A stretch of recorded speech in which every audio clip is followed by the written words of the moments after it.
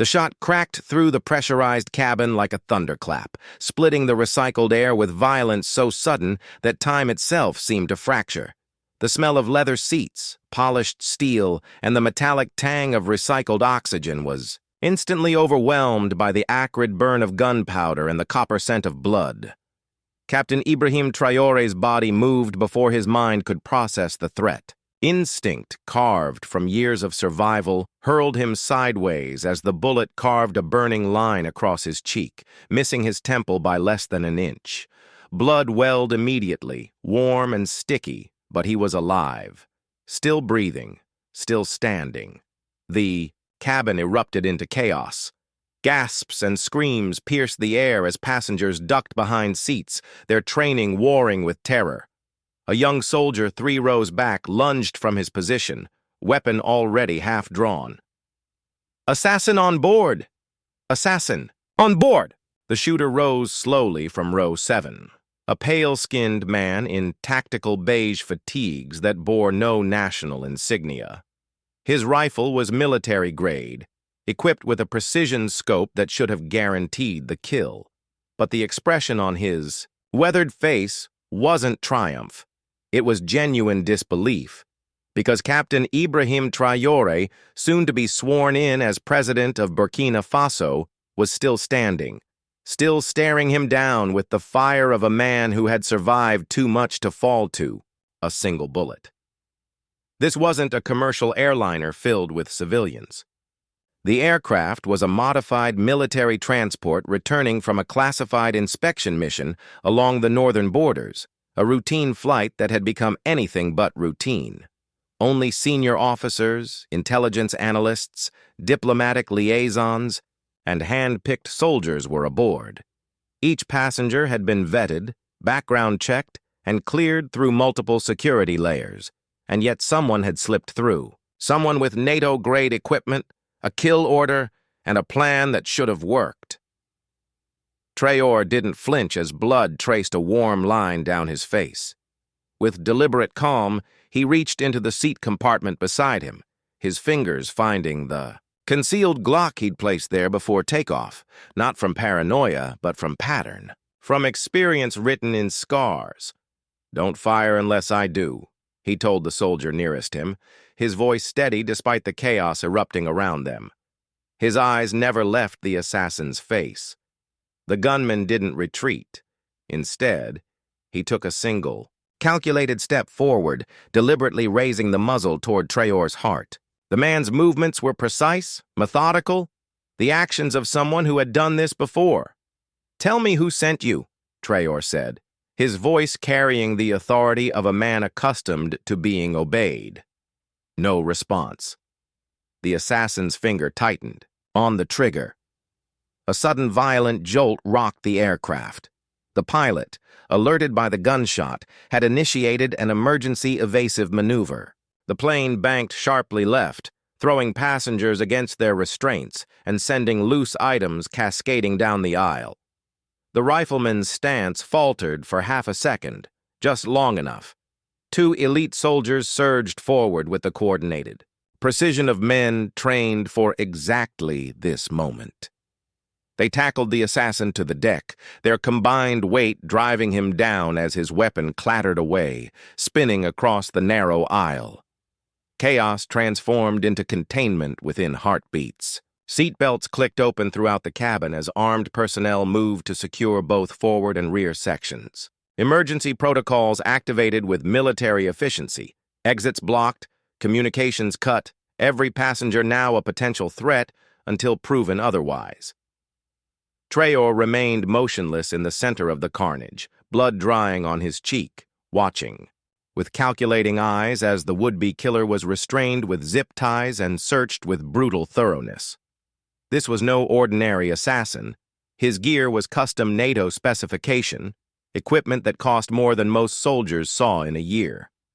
His boots bore no country's insignia, his uniform carried no unit patches, and his dog tags had been deliberately scorched until the metal was unreadable. This was a ghost operative, someone designed never to be found, only to execute targets and vanish into the wind. One of Traoré's senior officers crouched beside him, pressing a clean cloth against the wound. "Sir, we need immediate medical evacuation. We should land at the nearest—" "No." Traoré's voice cut through the suggestion like steel. "We're going home, but no one leaves this aircraft. No one communicates with ground control. This stays sealed until I give the word." He turned his attention back to the assassin, now zip-tied face down on the cabin floor, breathing heavily but showing no sign of distress, despite the rifle barrel pressed against his temple. "You fired one shot," Traoré said, his voice dropping to barely above a whisper. "You missed. But that wasn't the point, was it?" The assassin remained silent, but his eyes, cold, professional, utterly without fear, flicked away from Traoré to focus on something behind him, someone specific. The shot cracked through the pressurized cabin like a thunderclap, splitting the recycled air with violence so sudden that time itself seemed to fracture.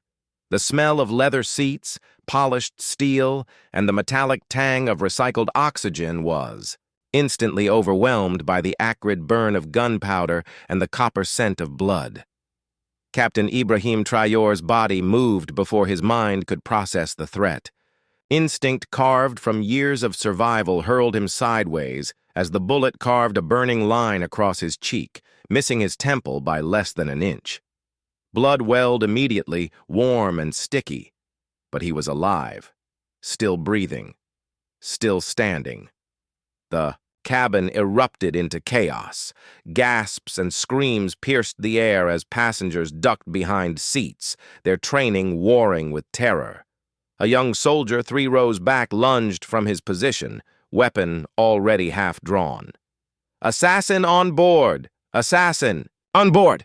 The shooter rose slowly from row 7, a pale-skinned man in tactical beige fatigues that bore no national insignia. His rifle was military grade, equipped with a precision scope that should have guaranteed the kill. But the expression on his weathered face wasn't triumph. It was genuine disbelief. Because Captain Ibrahim Traoré, soon to be sworn in as president of Burkina Faso, was still standing, still staring him down with the fire of a man who had survived too much to fall to. A single bullet. This wasn't a commercial airliner filled with civilians. The aircraft was a modified military transport returning from a classified inspection mission along the northern borders, a routine flight that had become anything but routine. Only senior officers, intelligence analysts, diplomatic liaisons, and hand-picked soldiers were aboard. Each passenger had been vetted, background checked, and cleared through multiple security layers. And yet someone had slipped through. Someone with NATO-grade equipment, a kill order, and a plan that should have worked. Traoré didn't flinch as blood traced a warm line down his face. With deliberate calm, he reached into the seat compartment beside him, his fingers finding the concealed Glock he'd placed there before takeoff, not from paranoia, but from pattern. From experience written in scars. "Don't fire unless I do," he told the soldier nearest him, his voice steady despite the chaos erupting around them. His eyes never left the assassin's face. The gunman didn't retreat. Instead, he took a single, calculated step forward, deliberately raising the muzzle toward Traoré's heart. The man's movements were precise, methodical, the actions of someone who had done this before. "Tell me who sent you," Traoré said, his voice carrying the authority of a man accustomed to being obeyed. No response. The assassin's finger tightened. On the trigger. A sudden violent jolt rocked the aircraft. The pilot, alerted by the gunshot, had initiated an emergency evasive maneuver. The plane banked sharply left, throwing passengers against their restraints and sending loose items cascading down the aisle. The rifleman's stance faltered for half a second, just long enough. 2 elite soldiers surged forward with the coordinated precision of men trained for exactly this moment. They tackled the assassin to the deck, their combined weight driving him down as his weapon clattered away, spinning across the narrow aisle.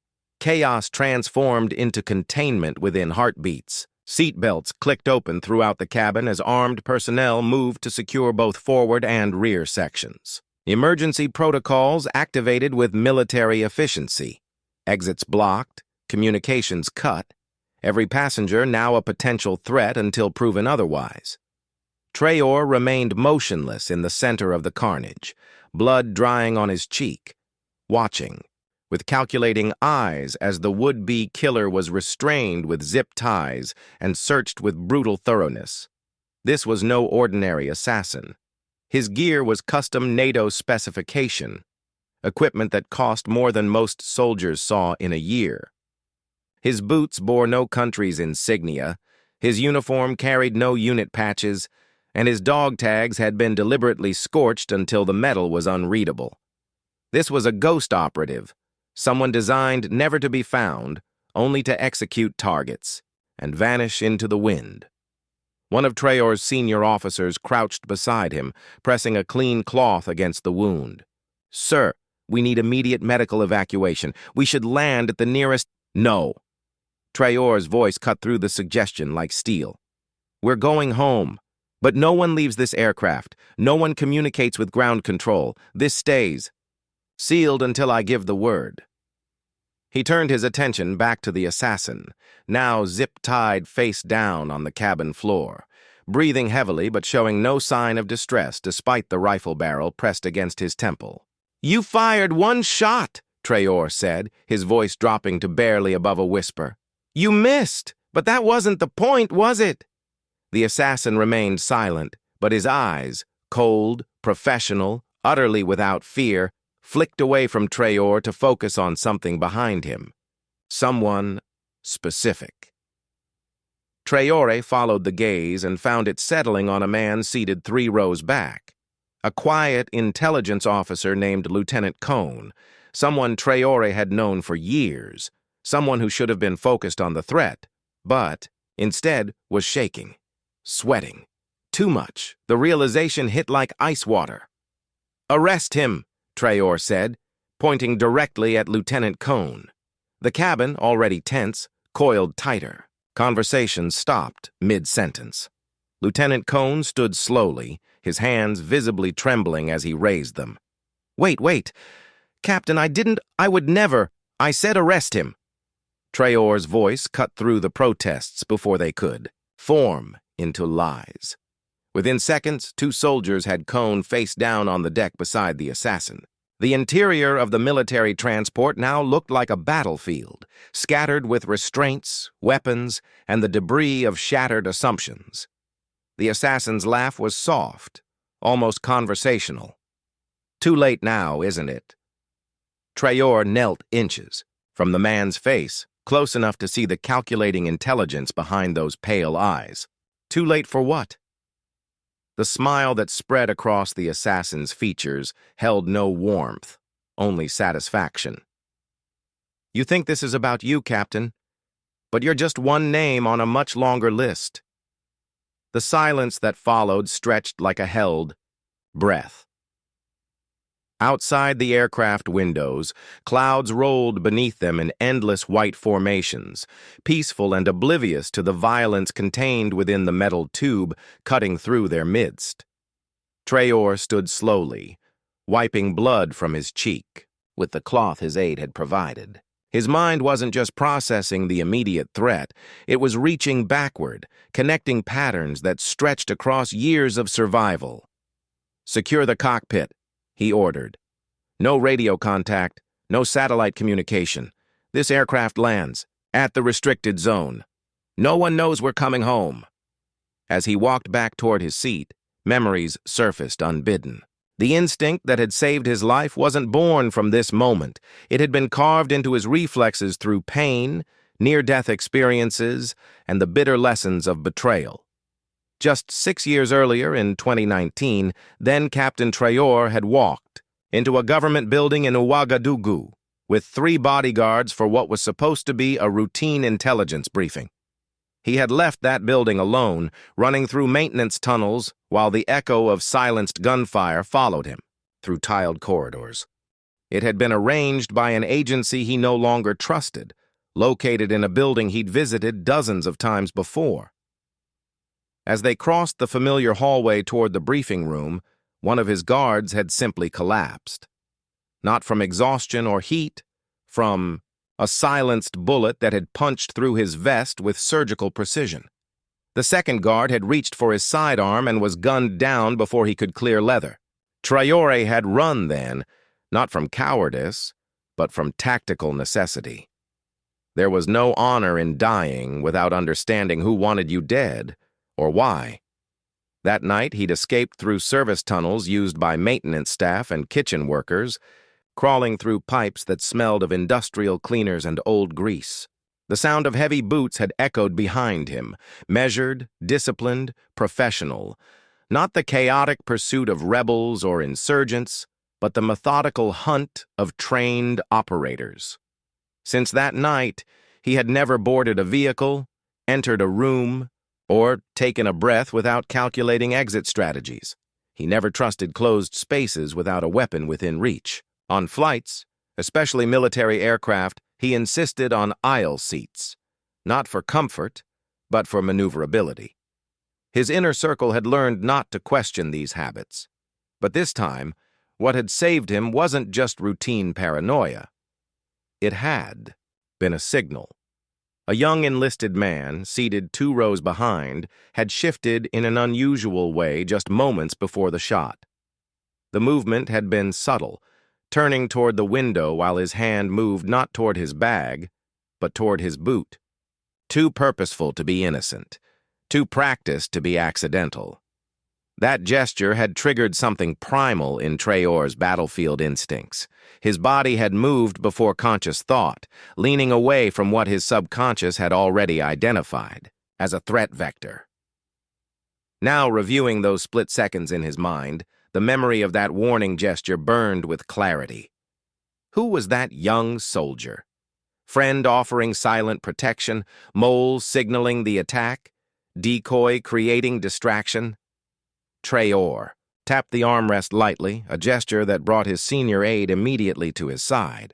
Have intelligence identify everyone in rows 4 through 7, he said quietly. Full backgrounds, recent deployments, service records, and the young man in the window seat. Find out why he moved his hand. Copy that, sir. As the aide moved away, Traoré reached up to touch the wound on his cheek. The cut stung, but physical pain had long since become irrelevant to him. What mattered was the precision of the shot, the quality of the weapon, and the professional calm of the shooter even in failure. This wasn't random violence or political theater. This was an execution attempt carried out with military precision and foreign backing. The kind of operation that left no witnesses and no traces, except they had underestimated the man they were trying to kill. The underground command center buzzed with controlled urgency as intelligence officers worked through the night, cross-referencing files, tracking digital footprints, and piecing together a puzzle that stretched across continents. The walls were lined with aging maps from the colonial era, their French labels faded but still visible, a reminder of how long foreign powers had been drawing lines across African soil. Commander Issa Dubois, head of domestic intelligence, stood before a digital wall displaying interconnected files. Her team had been working for 18 hours straight, fueled by coffee and the knowledge that every minute of delay could mean more names added to whatever list had put their president in crosshairs. The assassin's equipment, she said, pointing to high-resolution photos of the confiscated gear spread across multiple screens. Custom NATO specifications, night vision optics manufactured in Belgium, suppressor components traced to a facility outside Prague, ammunition custom-loaded with match-grade powder available only to military contractors. Traoré studied the displays, his expression unreadable. None of this equipment appears on any transfer manifest to Burkina Faso. Correct, sir. Which means it was smuggled through diplomatic channels or brought in by someone with immunity. The implications hung heavy in the air. Diplomatic immunity meant embassy personnel. Embassy personnel meant foreign governments operating covertly on Burkina Faso soil. The passports, Traoré said, gesturing toward another screen showing the 3 false identities found in the assassin's possession. What do we know about their creation? A young analyst named Sergeant Ouedraogo looked up from his terminal. Each passport uses authentic security features, watermarks, biometric chips, even the paper stock matches official specifications. This isn't black market forgery, sir. This is state-level document creation. Which states? The French passport was issued through a legitimate consulate, but the identity is completely fabricated. Birth records, educational history, employment, all manufactured but inserted into real government databases. The Polish and Canadian documents show similar patterns. Traoré felt a familiar chill. This level of sophistication required resources that only intelligence agencies possessed. How long would it take to create identities this deep? Minimum 18 months, sir. More likely 2 to 3 years of careful construction. So this wasn't a reaction to recent policy decisions, Commander Issa observed. This was planned before you even announced your candidacy. The weight of that statement settled over the room. They hadn't been responding to Traoré's leadership. They had been preparing to prevent it before it began. Sir, another analyst called from across the room, we've found something in the financial records. A new screen lit up, displaying bank transfers routed through a maze of shell companies and holding accounts. The amounts were modest, never enough to trigger automatic reporting requirements, but the pattern was unmistakable. Payments flowing from a Brussels-based agricultural aid foundation to security consulting firms in 3 countries. The timing matches the passport creation timeline perfectly. Traoré's jaw tightened. Agricultural aid, the same type of organization that had been increasing its presence in Burkina Faso over the past 2 years, always offering assistance that came with conditions, always pushing for policy changes that happened to benefit European mining and energy interests. Pull everything we have on European aid organizations operating in our territory, he ordered. Personnel files, financial declarations, meeting schedules. I want to know who they've been talking to and what they've been promising. As his team worked, Traoré walked to the far wall where a secure phone waited. His next call would change everything, if he was right about what they were uncovering. "Get me President Ouattara in Côte d'Ivoire," he said to the communications officer. "Encrypted line, priority 1. The call connected within minutes. When President Alassane Ouattara's voice came through the speaker, it carried the weariness of a man who had been expecting this conversation. "Ibrahim, I heard about the flight. Thank God you're alive." "Alassane, I need you to be completely honest with me. Have you experienced any unexplained pressure in the last year? Aid delays, banking issues, security consultants offering services you didn't request?" A long pause. Then, 3 of my regional governors have received private offers to study agricultural management in European universities. All expenses paid, all in the last 6 months. And the same week each offer was made, we experienced infrastructure problems in their regions. Power outages, communication disruptions. Nothing that couldn't be explained as normal maintenance, but the timing was convenient. Too convenient. "Ibrahim, what have you found?" Traoré looked around the room at his analysts, all listening intently to every word. "We found a list, Alassane, and I don't think either of us wants to know how long it is." The interrogation room was designed to break men, but the man strapped to the steel chair showed no signs of breaking. Helix, if that was even his real name, sat with the posture of someone accustomed to discomfort, his breathing steady despite the circumstances. Traoré entered alone, carrying only a thin file and the weight of too many questions. He had learned long ago that the most important conversations happened without witnesses, without recordings, in the space between what was said and what was understood. "You've been patient," Traoré said, taking the seat across from the assassin. "Professional, disciplined. But patience runs both ways." Helix raised his eyes slowly. When he spoke, his voice carried a faint accent that could have been Polish, Belgian, or carefully cultivated neutrality. You weren't supposed to survive, so you said. But that implies someone told you I would die. Someone who was confident enough to guarantee it. Every target dies eventually. The question is timing. Traoré opened the file, revealing photographs of the 9 names found on the USB drive. Were these timing exercises too? For the first time, something shifted in the assassin's expression. Not surprise, recognition.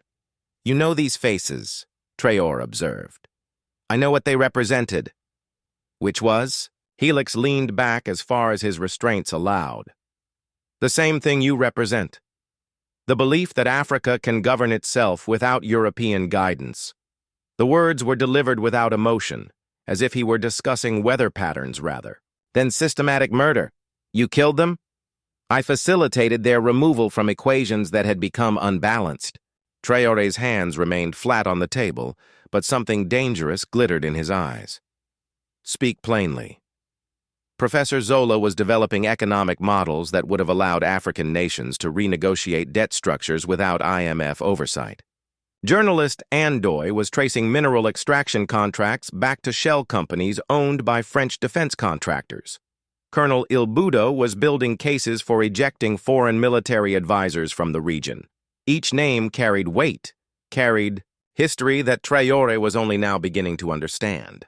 They were systematically removing voices that could have changed the balance of power on the continent, he said. They were maintaining stability. Whose stability? Helix smiled, the expression cold and knowing.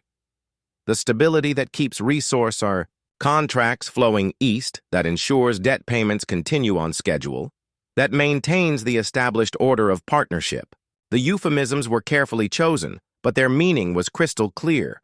Partnership meant dependence. Stability meant control. Aid meant chains. Who coordinated the removals? Above my clearance level.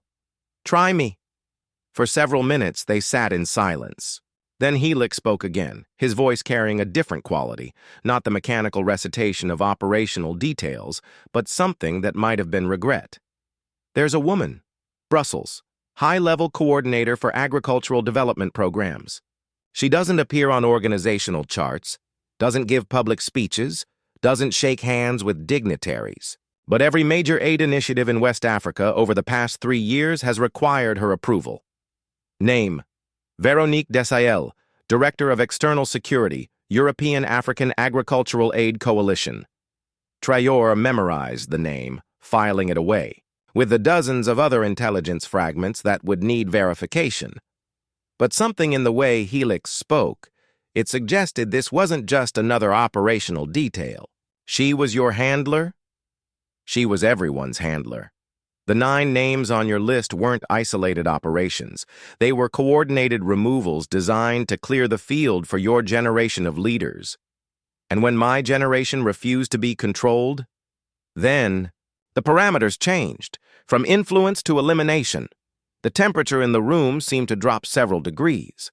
Traoré leaned forward, studying the assassin's face for any hint of deception. You're telling me this was always planned, that my assassination was part of a systematic campaign to eliminate African leadership that couldn't be bought or controlled. I'm telling you that you were never supposed to make it to the presidential palace alive. The bullet today was Plan B. Plan A was stopping you years ago, before you gained enough support to matter. What was Plan A? Helix's laugh was bitter. Car accident, food poisoning, training exercise gone wrong, rebel attack during a public appearance. Any number of explanations that would have allowed for a convenient replacement candidate more amenable to existing partnerships. But I survived. You survived because you never trusted the obvious choice. You varied your routes, changed your schedules, kept your own security instead of accepting foreign advisors, and most importantly, he looked directly at Traoré. You never traveled alone. The truth of that statement resonated. Throughout his military career and political rise, Traoré had surrounded himself with soldiers and advisors whose loyalty had been earned through shared hardship, not purchased through career advancement. So they escalated. A bullet on a secure military flight surrounded by your own people was meant to be the final solution. Clean, contained, with built-in explanations about unstable political situations and the dangers of African leadership. Traoré stood, walking to the small window that offered a view of the desert surrounding their hidden location. Dawn was breaking across the landscape, painting the sand in shades of gold and rust. Except I'm still breathing. Except you're still breathing. And now they have to decide whether to try again or cut their losses. What would you do? The assassin considered the question seriously. I'd try again, because letting you live means admitting the operation failed. And failure on this scale requires explanation to people who don't accept failure. Then they'll come again. They'll come again. But next time, they won't send someone like me. What will they send? Helix's smile faded entirely. Next time, they'll send your friends. The cyber warfare unit operated from a chamber deeper underground than the interrogation rooms, surrounded by servers that hummed with constant activity. Banks of monitors displayed streams of intercepted communications, decoded transmissions, and financial data flowing between continents. Senior analyst Marie Sankara had been working without sleep for 36 hours, following digital threads that led from Burkina Faso through a dozen countries and back again. Her eyes were red-rimmed but alert as she flagged another encrypted file buried in a diplomatic archive. "Commander," she called to Isa, who was coordinating between multiple intelligence teams. "I found something." The file that appeared on the main screen was innocuous enough. A budget report for the European African Agricultural Aid Coalition, dated 18 months ago. But buried in the financial appendix was a line item that made the room go quiet. Field. Priority operations. Stability enhancement. $2.3 million. That's the exact amount we traced to the contractor accounts used to hire Helix, Sergeant Ouedraogo said from his workstation. But look at the sub-allocations, Marie continued, highlighting additional line items. Personnel development programs, $800,000. Infrastructure coordination, $1.1 million. Communications enhancement, $400,000. Commander Issa leaned over Marie's shoulder. Those aren't budget categories, those are operational designations. Personnel development could mean recruitment or elimination, Marie said. Infrastructure coordination could refer to sabotage operations. Communications enhancement, information warfare, Traoré said, entering the chamber with blood-stained bandages still visible on his cheek. They weren't just planning to kill people. They were planning to control the narrative around those deaths. "Sir?" Marie said, turning in her chair. "There's more. I found references to something called the conversion list, echo green in their operational codes. It appears to be a separate target category from the elimination protocols. A new window opened on screen, displaying a partially decoded document with names obscured but organizational structures clearly visible. These aren't people marked for removal," she explained. "These are people marked for recruitment. African leaders, military officers, academics, and journalists who could be convinced to support European policy positions through various incentives." The implications struck the room like a physical blow. They weren't just killing resistance. They were building compliance. "Cross-reference the conversion list with recent changes in African leadership positions," Traoré ordered. "Look for patterns in policy reversals, unexpected cooperation with European initiatives, sudden changes in resource allocation agreements." As the analysts worked, Traoré studied the organizational chart that was emerging on screen. The European African Agricultural Aid Coalition wasn't just a front organization. It was the coordination hub for a systematic campaign to reshape African governance through a combination of elimination and recruitment. "Sir," another analyst called out, "we're seeing communication spikes between Brussels and 8 African capitals in the hours since your flight landed. Encrypted diplomatic channels are carrying traffic volumes 300% above normal. They know we survived, and they know we found the evidence," Commander Issa observed. "Good," Traoré said. "Let them know. But make sure they understand we're not just surviving anymore. We're hunting. His aide entered the chamber carrying a secure tablet. Sir, we've established contact with intelligence services in Mali, Ghana, and Senegal. All report similar patterns, unexplained disappearances of prominent figures, followed by policy reversals that favor European interests. How many names? 23 confirmed disappearances across 4 countries in the past 2 years. All individuals who had publicly opposed increasing European influence in African affairs. The scope of the conspiracy was staggering. This wasn't about Burkina Faso or even West Africa. This was a continental campaign. Patch me through to the African Union, Traoré said. Emergency session. And get me a secure line to President Ramaphosa in South Africa. If this pattern extends to Southern Africa, we need to know now. The evidence arrived in fragments throughout the night, each piece adding weight to a picture that was becoming undeniable. Véronique Desailles wasn't just a coordinator, she was the architect of a systematic campaign to reshape African leadership through elimination and recruitment. Her organization, the European African Agricultural Aid Coalition, had been operating across the continent for nearly 5 years, ostensibly providing technical assistance and development funding. In reality, it had been mapping political networks, identifying key influencers, and creating detailed psychological profiles of anyone who might oppose European policy objectives.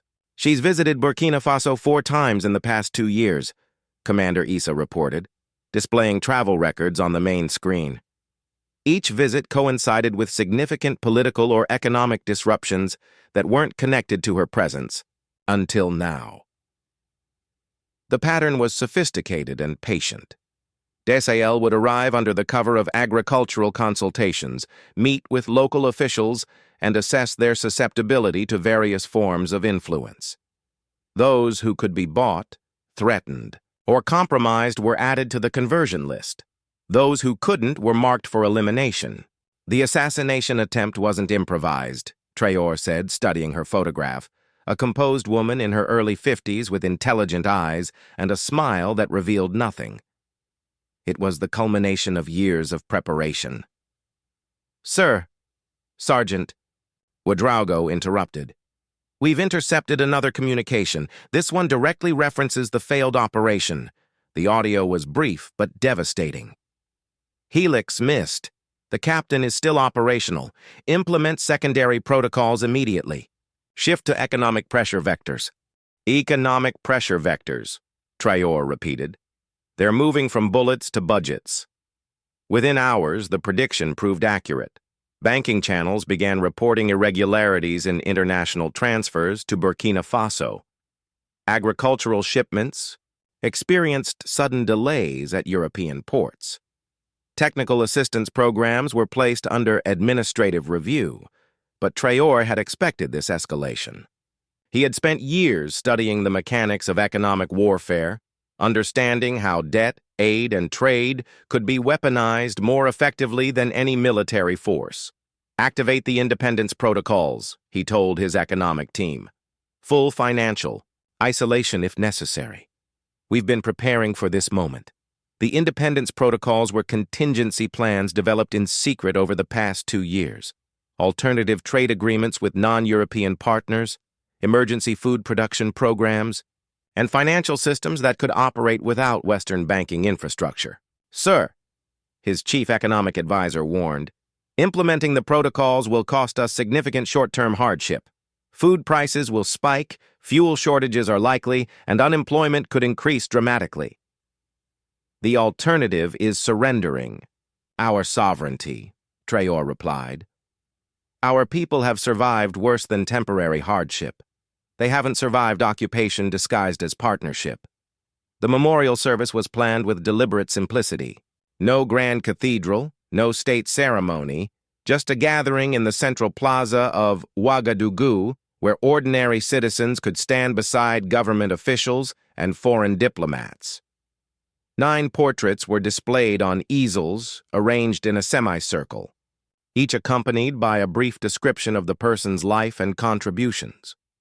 No mention was made of how they died or who might have been responsible. The evidence wasn't ready for public release, and Traoré understood that premature accusations would be dismissed as paranoia. But the memorial itself sent a message that resonated across the continent. These weren't random casualties of political instability. They were deliberate targets, chosen for elimination because of their commitment to African independence. The crowd that gathered was unlike any political rally Traoré had ever addressed. Farmers stood beside university professors. Market vendors shared space with military officers. Children sat on their parents' shoulders, too young to understand the politics but old enough to feel the solemnity.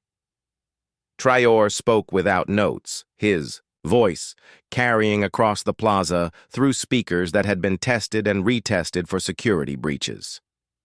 "We gather not to mourn the dead, but to honor the living truth they carried," he began.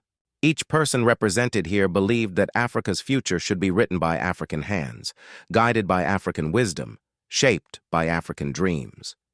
He gestured toward the portraits. They were silenced, not because they were wrong, but because they were right. Not because they threatened peace, but because they threatened profit. The crowd remained remarkably still, understanding that they were witnessing something larger than a political speech. This was a declaration of independence, delivered not with weapons but with the courage to name what others had only whispered. We are told that we need guidance to govern ourselves, that we require oversight to manage our resources, that we must accept conditions to receive assistance. But every condition that limits our choice, every oversight that overrules our decisions, every form of guidance that leads us away from our own judgment, these are not partnerships, they are leashes. A murmur of agreement rippled through the assembly. Today, we remember 9 voices that refuse to be silent. Tomorrow, we become the voices that cannot be silenced. As he spoke, secure transmissions were being sent to intelligence services across Africa, sharing the evidence his team had gathered. The assassination attempt had failed, but it had also revealed the scope of a campaign that stretched far beyond Burkina Faso's borders. "The conspiracy against African independence is real," he continued. "It is coordinated, it is well-funded, and it operates through institutions we were taught to trust. But it is not unstoppable. Truth travels faster than bullets, and justice weighs more than gold." In Brussels, emergency meetings were being called as European officials realized their careful orchestration was collapsing into public exposure. "We do not seek confrontation," Traoré concluded, "but we will not accept subjugation. We do not desire isolation, but we will not tolerate infiltration. And we do not want war, but we will not surrender to secret armies dressed as aid workers." The memorial ended in silence, but the silence carried power. As the crowd dispersed, many carried photographs of the 9 honored dead, understanding that they were now part of something larger than their individual lives. The retaliation began within 48 hours of the memorial service. European banks suddenly discovered irregularities in Burkina Faso's loan documentation that required immediate review. Agricultural equipment shipments were delayed due to routine safety inspections that stretched indefinitely. Technical assistance programs were suspended pending administrative reorganization. But Traoré had been preparing for exactly this response. In a secure conference room beneath the presidential palace, his economic team activated contingency plans that had been developing quietly for months. Alternative trade agreements with China, India, and Brazil were formalized overnight. Emergency food distribution networks, built through domestic agricultural cooperatives, were deployed to offset interrupted aid shipments. "They expected us to panic," said Dr. Fatima Kohn, his chief economic advisor. "They assumed we couldn't survive without European financial support." "The assumption reveals their fundamental misunderstanding," Traoré replied. "They see dependence where we've built redundancy. They see weakness where we've created strength. The economic pressure was real and immediate. Fuel prices spiked as European suppliers cited supply chain disruptions. Some imported goods disappeared from markets. International currency exchange. Rates fluctuated as European banks quietly withdrew from transactions involving Burkina Faso institutions. But the response from Burkina Faso's population was not the chaos European planners had anticipated. Instead of protests demanding reconciliation with European partners, citizens organized local support networks. Urban professionals volunteered in rural farming cooperatives. Students organized carpools to offset transportation costs. Markets extended credit to struggling families. They underestimated our people, Traoré observed, reviewing reports from regional governors. They calculated economic pain but didn't account for economic solidarity. The question, Dr. Cohn said, is whether we can sustain this resistance long enough to force a negotiated settlement. We're not seeking a settlement, Traoré replied. We're seeking independence. Real independence means accepting the costs of self-determination. Meanwhile, intelligence reports confirmed that the economic pressure campaign extended beyond Burkina Faso. Ghana was experiencing sudden delays in technical assistance programs. Mali faced unexpected reviews of mining contracts. Senegal's energy cooperation agreements were placed under reassessment. The pattern was clear. European institutions were using economic leverage to punish any African nation that showed support for Burkina Faso's independence stance. But the campaign was also revealing the extent of African economic integration that had developed outside European oversight. Trade agreements between African nations activated to offset European sanctions. Technology-sharing programs accelerated to replace suspended assistance. Financial cooperation expanded to reduce dependence on European banking systems. They're creating exactly what they feared, Commander Issa observed during a security briefing. African unity forged through shared resistance rather than shared dependence. The leaked evidence reached international media through carefully coordinated releases to journalists known for their independence from European editorial influence. The story broke simultaneously in newspapers across 3 continents, making it impossible to suppress or dismiss as isolated reporting. The European response was swift and predictable. Official denials, accusations of conspiracy theories, and concerns about African political stability dominated press conferences in Brussels and Paris. But the evidence was too detailed and too well documented to dismiss. Wire transfer records, passport forgeries, and audio recordings created an undeniable pattern that forced even skeptical media outlets to take the allegations seriously. The European Union categorically denies any involvement in alleged assassination attempts or destabilization operations, read an official statement from Brussels. We remain committed to partnership and cooperation with all African nations, in pursuit of mutual prosperity and security. The language was carefully crafted to avoid direct engagement with the specific evidence while maintaining plausible deniability, but other responses were more revealing. 3 European agricultural aid organizations suddenly announced the suspension of operations in West Africa, citing security concerns and administrative reviews. Defense contractors quietly canceled consulting agreements with African military forces. Several high-level diplomatic positions were vacated as personnel were reassigned to other regions. They're cutting loose anyone who might be traced back. To the operation, Commander Issa observed. Classic damage control. The most significant response came from an unexpected source. The African Union, which had historically maintained careful neutrality in disputes between member nations and European partners, issued a statement calling for a continental investigation into allegations of systematic interference in African governance. Within 72 hours, presidents from 12 African nations had requested emergency consultations with their intelligence services to review unexplained disappearances and policy pressures that had previously been dismissed as coincidental. deep. In the secure archives beneath the presidential compound, a team of analysts worked to decrypt the remaining data found in Helix's possession. Beyond the obvious assassination equipment and forged documents, they had discovered something that would reshape their understanding of the entire operation. Sewn into the assassin's boots were micro SD cards containing what appeared to be operational records spanning 3 years. Unlike the USB drive with its deliberate message, these files seemed to be working documents, the kind of detailed records a professional would maintain for personal security or eventual leverage. "These are insurance files," Marie Sankara explained as she worked through the decryption. "Helix wasn't just following orders. He was documenting them."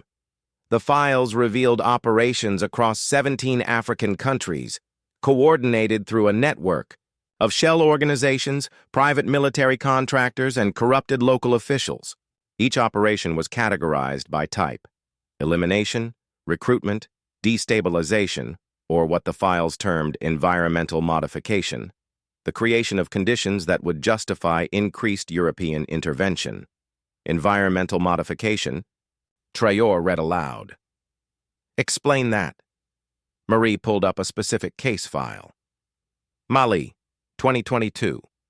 A series of infrastructure failures, power grids, communication networks, transportation hubs, all within a 6-week period.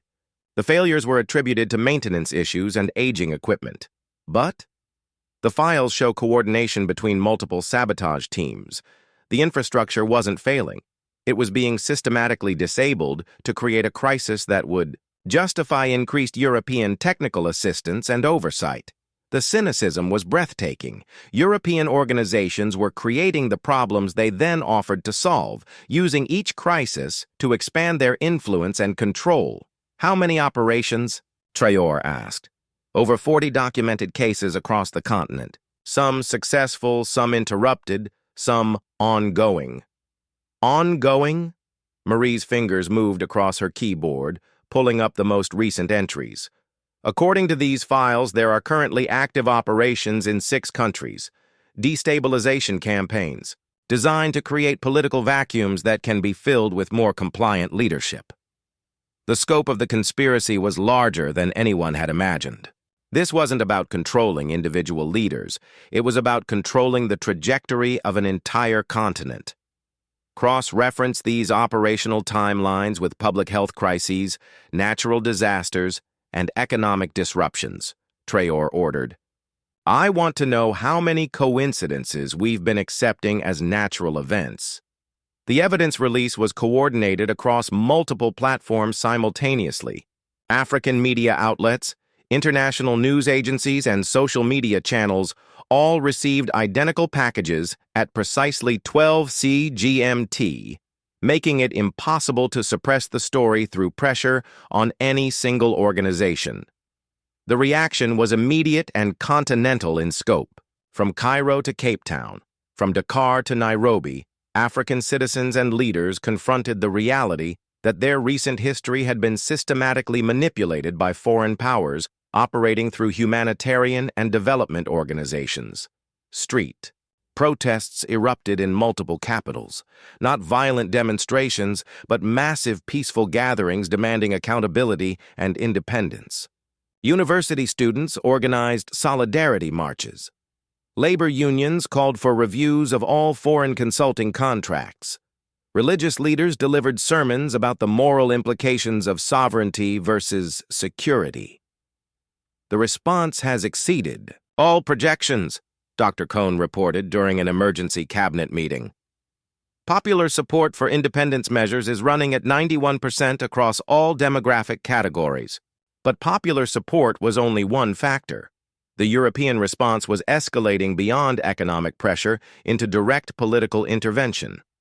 French President Macron has called for international mediation," Foreign Minister Sawadogo reported. The EU is proposing a special commission to investigate what they're calling destabilizing conspiracy theories that threaten regional stability. "They want to investigate themselves," Traoré observed. "How convenient. The United Nations Security. Council has also been approached about potential sanctions against what European representatives are describing as rogue African leadership threatening international cooperation. The irony was profound. The same powers that had orchestrated assassination campaigns were now positioning themselves as victims of African aggression. Our response? Asked Defense Minister Traoré. We don't respond to their framing, Traoré said. We continue presenting evidence. Truth doesn't require defense, it requires documentation. While public attention focused on the assassination attempt and its political implications, intelligence teams were making discoveries that revealed an even more disturbing aspect of the European operation. The conversion list found in Helix's files contained detailed psychological profiles of over 200 African leaders, academics, and influencers. Each profile included personal vulnerabilities, family relationships, financial pressures, and recommended approaches for recruitment or compromise. This isn't random intelligence gathering, Commander Issa explained during a classified briefing. These are target packages for systematic recruitment operations. The files revealed how European organizations had been identifying and cultivating African officials who could be convinced to support European policy positions. The methods ranged from lucrative consulting contracts and educational opportunities to more sophisticated forms of leverage involving family members and personal secrets.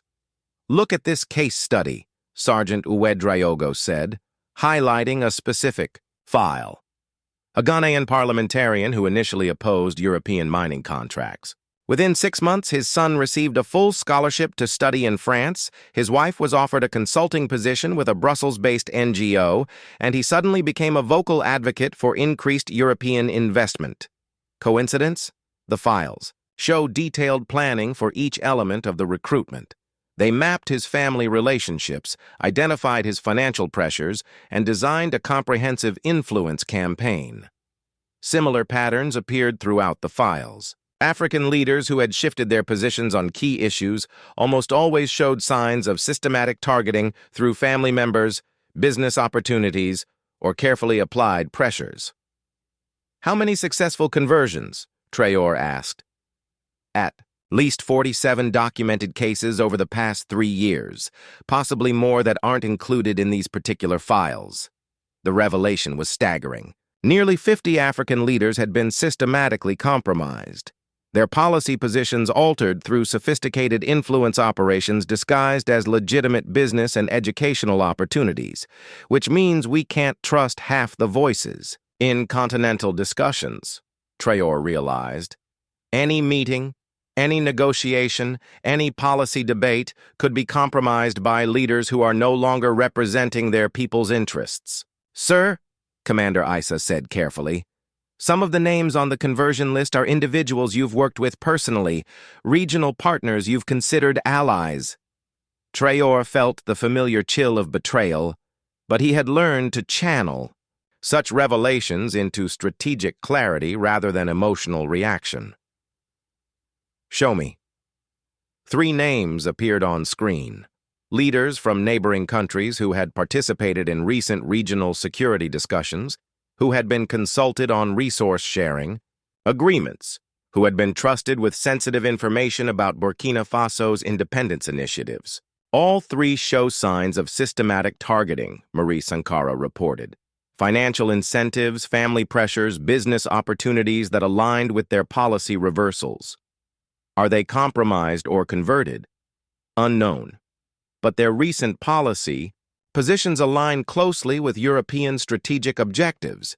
Traoré studied the files, understanding that his isolation was even more complete than he had realized. He couldn't trust regional allies, couldn't rely on continental partnerships, couldn't assume that any African leader was speaking from genuine conviction rather than calculated compromise. From now on, all sensitive discussions remain internal, he decided. No regional consultations, no continental briefings, no shared intelligence until we can verify the independence of potential partners. The evidence was too substantial and too well documented to ignore. Within 2 weeks of the initial revelations, the International Criminal Court announced the opening of a preliminary investigation into allegations of systematic assassination and destabilization campaigns targeting African leadership. But Traoré understood that international justice moved slowly, and the immediate threat required more direct action. "We're not waiting for The Hague," he told his national security team. "We're building our own case for our own justice." The trial of Helix began in a military tribunal, conducted according to Burkina Faso law, but open to international observers. The proceedings were broadcast live, ensuring transparency while preventing any suggestion of secret proceedings or summary execution. Helix's testimony, delivered over 3 days of careful questioning, revealed the operational structure of the European campaign in methodical detail. He described training facilities in Eastern Europe where African assets were recruited and indoctrinated. He explained funding mechanisms that routed assassination contracts through agricultural aid budgets. He identified coordination hubs in Brussels, Geneva, and London where operations were planned and monitored. Most damaging was his description of the recruitment process for local collaborators, African officials who were systematically identified, profiled, and targeted for conversion through carefully designed influence campaigns. The psychological profiles were incredibly detailed, he testified. Family relationships, personal ambitions, financial vulnerabilities, sexual preferences, religious beliefs, anything that could be leveraged to ensure cooperation. And if cooperation couldn't be secured, then cooperation became irrelevant. The euphemism was clear. Those who couldn't be bought were eliminated. European media coverage of the trial focused on questions about the evidence's authenticity and concerns about anti-European sentiment in Africa. But African media and increasingly international outlets treated the testimony as credible documentation of systematic criminal activity. "The evidence speaks for itself," Traoré said during a press conference following the trial's conclusion. "We're not asking the world to take our word. We're asking them to examine the documentation and reach their own conclusions." The conviction of Helix on charges of assassination conspiracy and terrorism marked the beginning rather than the end of continental transformation. His testimony had provided a roadmap that allowed intelligence services across Africa to identify and investigate similar operations in their own countries. Ghana discovered evidence of systematic recruitment targeting parliamentary members involved in mining legislation. Mali uncovered assassination plots against union leaders opposing foreign labor contracts. Senegal identified influence campaigns designed to alter telecommunications policies in favor of European technology companies. "It's everywhere," President Ouattara told Traoré during a secure video conference. "Every country that has tried to assert independence has faced some version of this campaign." "Which means it's not about us individually," Traoré replied. "It's about the principle of African self-determination." The continental response was unprecedented. The African Union established a special commission to investigate foreign interference operations. African intelligence services began sharing information through secure channels designed to bypass European oversight. Economic cooperation agreements were fast-tracked to reduce dependence on European trade and financial systems. But the most significant change was psychological. African leaders who had previously accepted European guidance as inevitable began questioning whether their policy positions reflected their people's interests or carefully orchestrated foreign pressure. "We're seeing policy reversals across the continent," Dr. Cohn reported. "Resource contracts are being renegotiated. Military cooperation agreements are being reviewed. Aid programs are being restructured to ensure genuine partnership rather than disguised control." The European response was to increase pressure through economic sanctions, diplomatic isolation, and media campaigns designed to portray African independence movements as destabilizing forces threatening international security, but the resistance was no longer limited to individual countries. African nations were coordinating their responses, sharing resources, and presenting united positions that were much harder to counter through isolated pressure campaigns. 2 years after the assassination attempt, the National Museum of Burkina Faso opened a new wing dedicated to what historians were already calling the Continental Awakening. The centerpiece was a simple display, the matte gray military aircraft, permanently mounted as a monument to the moment when secret warfare became public resistance. Children visited on school trips, standing in quiet reverence before photographs of the 9 voices that had been silenced, and the one voice that had refused to be quiet. Tour guides explained the significance not as ancient history, but as living memory that continued to shape their present. That was how you knew they felt. It, observed Aminata Diallo, a veteran guide who had given tours since the wing's opening. When children stopped talking, stopped fidgeting, stopped asking questions about other exhibits, that was when they understood they were looking at something that mattered beyond the classroom. 8-year-old me stood longer than most before. The photograph of Traoré stepping down from the aircraft, wind catching his coat, blood dried on his cheek. She didn't understand the politics or the international implications, but she recognized something in his posture that spoke to her directly. Was he scared? She asked. Aminata knelt beside her. He was terrified, but he was more afraid of staying, silent than he was of dying. That's why Mama cried when we watched him on TV. That's why many of us did. The memorial wing included interactive displays that allowed visitors to listen to recordings of the 9 eliminated voices, speeches, interviews, lectures that had been preserved despite attempts to erase their authors from history. Visitors could read their writings, see their photographs, and understand what they had been trying to accomplish before they were silenced. But the most powerful element was the simplest.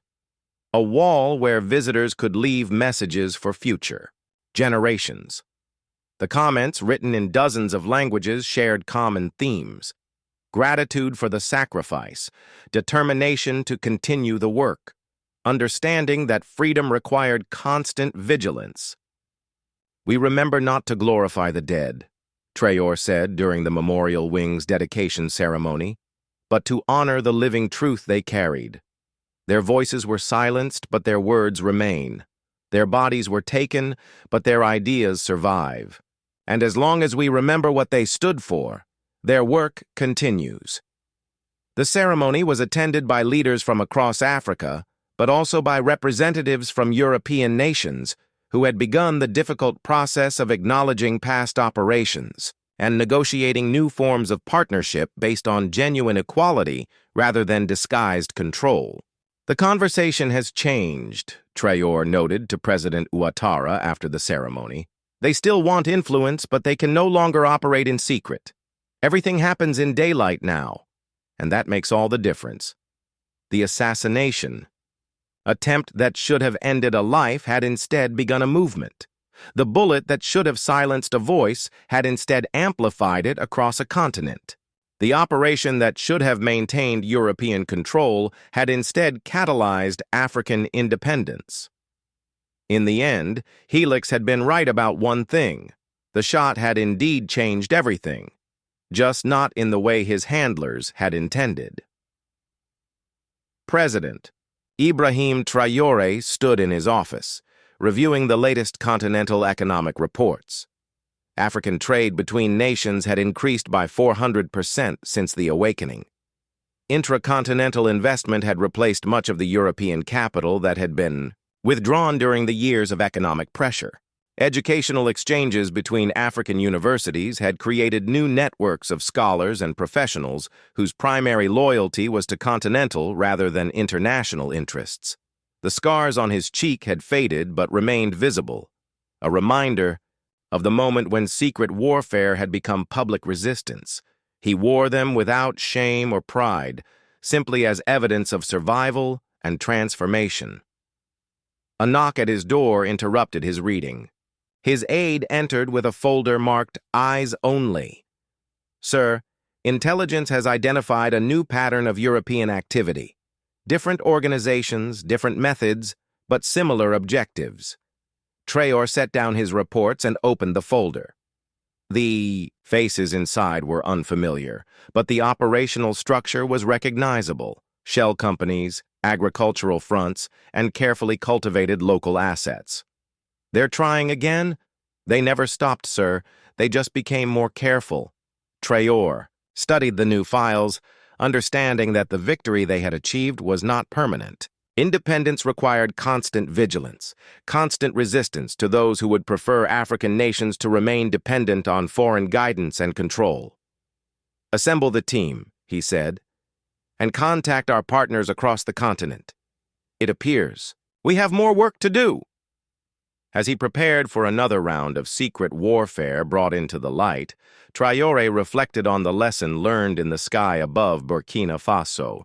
Truth travels faster than bullets, but it requires voices willing to speak. It, even when speaking, carries mortal risk. The bullet had missed its target, but it had found its mark in history. And history, once awakened, proved much harder to silence than any individual voice. The last shot had become the first word in a conversation that continued across the continent, in schools and museums, in government offices and village squares, wherever people gathered to remember that freedom was not a gift to be given, but a right to be claimed. And in the end, that was the most dangerous truth of all, the one that no amount of careful planning, professional assassination, or systematic pressure could ever fully eliminate: that people who remember they are free cannot be convinced they are not. The story lived on, not in monuments or museums, but in the understanding that resistance was possible, that truth was powerful, and that sometimes the most important battles were won not with weapons, but with the simple refusal to die quietly. 10 years later, the children who had visited the museum wing carried those lessons into their adult lives, becoming teachers and leaders and voices that continued the work begun by 9 martyrs and preserved by one survivor who had chosen to speak rather than hide. The echo of that choice reverberated across generations, ensuring that the last shot fired in secret had become the first word spoken in freedom, a word that would continue to be spoken as long as people remembered the price of silence and the power of truth. In the end, they had tried to kill a man, but had instead awakened a continent. The bullet had missed, but the truth had found its target perfectly.